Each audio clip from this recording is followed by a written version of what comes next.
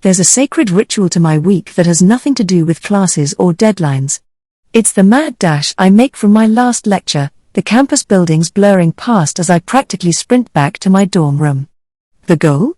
Not to sleep, because my assignments certainly won't do themselves, but to sink into the comforting cocoon of my pajamas and pull up Prime Video. This is for the summer I turned pretty. On the other end of a phone call, over 500 miles away, my mom is doing the exact same thing. I can almost hear her fumbling with the remote as we count down, 3, 2, 1.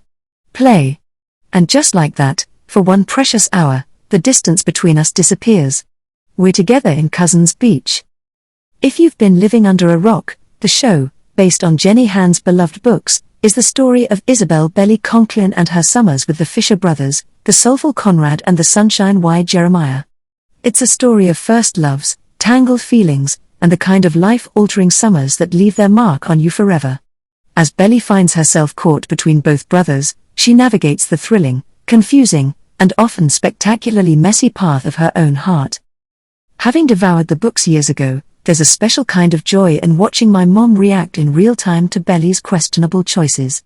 I hear her gasp through the phone, her muttered "Oh, Belly, no," echoing my own thoughts from middle school. But this final season threw me a curveball. The last book, We'll Always Have Summer, breezes through Belly's time abroad.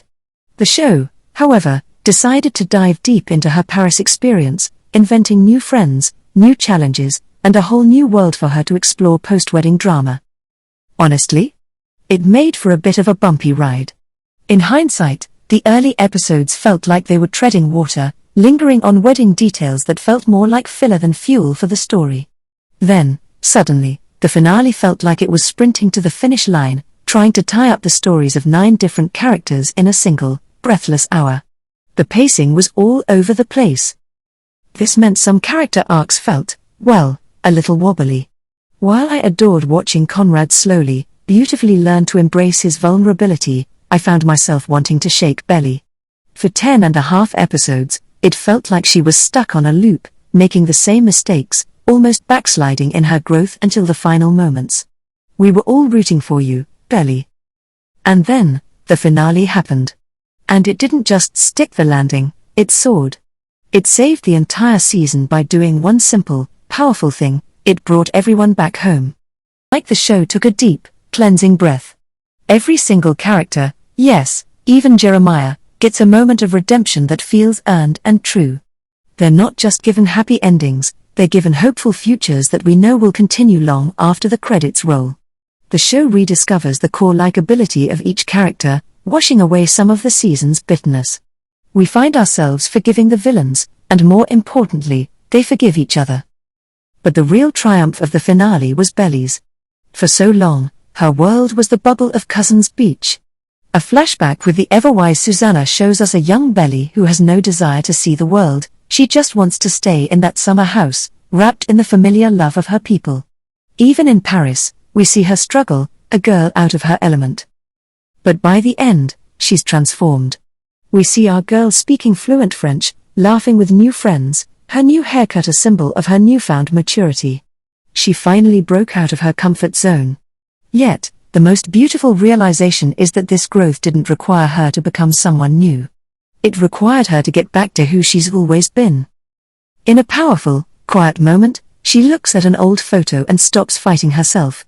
The reinvention she thought she needed in Paris wasn't the answer. The answer was acceptance.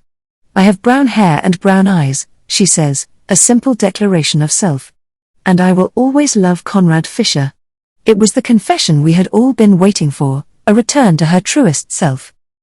This dance between growth and consistency is what makes this story resonate so deeply.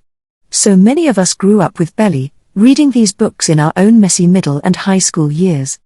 It's a story built on connection, not just the epic romance, but the unshakable bonds of friendship and family.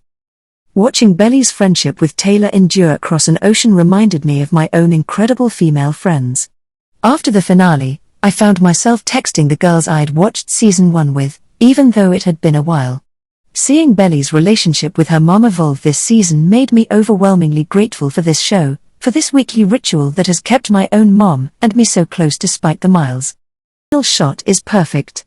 Belly and Conrad stand in front of the summer house as Phoebe Bridgers' Scott Street begins to play, its nostalgic melody washing over everything. As the camera pans out, the repeating lyric feels like a message from the show to us, and a message between all of us who have shared in this journey. Anyway, don't be a stranger. And we won't.